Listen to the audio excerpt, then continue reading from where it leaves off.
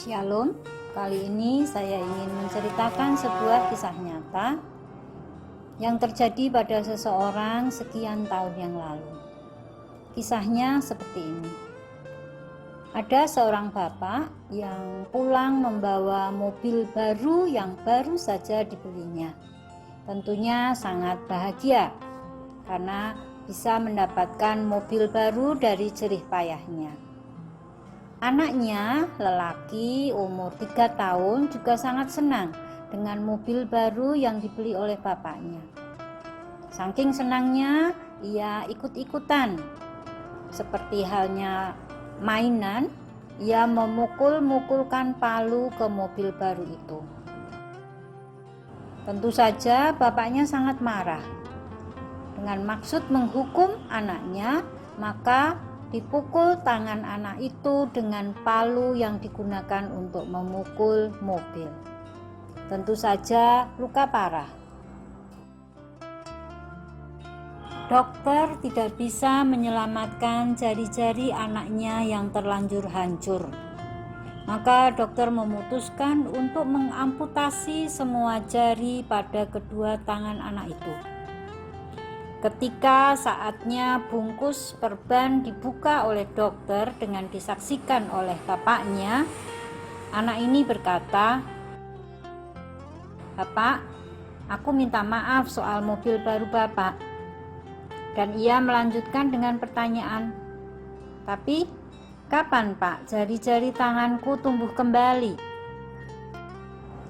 Sang bapak tidak bisa berkata-kata dan langsung pulang dengan hati yang terpukul.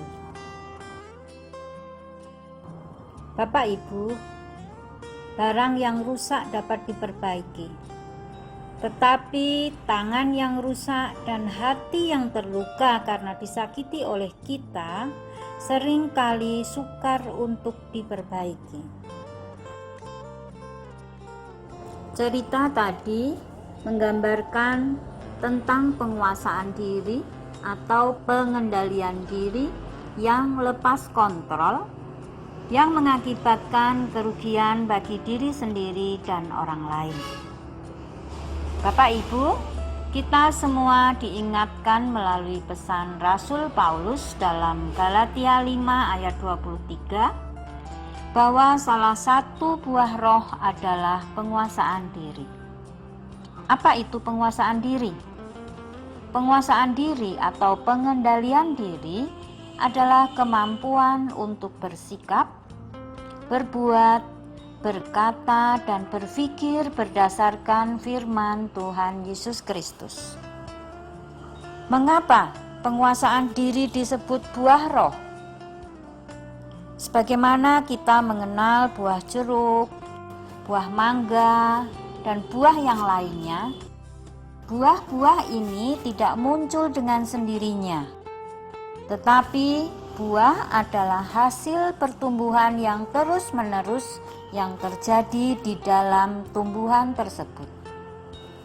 Demikian juga dengan buah roh, tidak muncul dengan sendirinya, tetapi merupakan hasil pertumbuhan yang terus-menerus tertanam pada tanah kehidupan, yaitu Tuhan Yesus Kristus. Firman Tuhanlah yang menjadi tanah bagi kehidupan kita. Dari tanah inilah kita terus bertumbuh, berkembang, dan akhirnya berbuah. Kita mengenal Yesus, sosok pribadi sempurna dalam menguasai dirinya, sehingga dapat melakukan misi Allah dengan sempurna sebagai juru selamat dunia. Rasul Paulus, pribadi yang mau melatih diri, menguasai dirinya, sehingga dapat memberitakan Injil Allah sebagai panggilan hidupnya. Bagaimana dengan kita? Mari kita bersahabat dengan Yesus.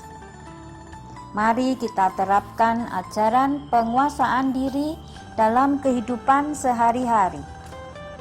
Misalnya, dengan tidak membalas ejekan dengan ejekan, Misalnya bersosial media dengan santun, misalnya kita mau memaafkan kesalahan orang lain, misalnya kita tidak hidup konsumtif,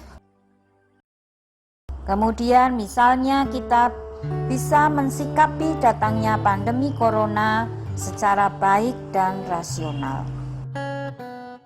Semoga kita dimampukan. Amin. Tuhan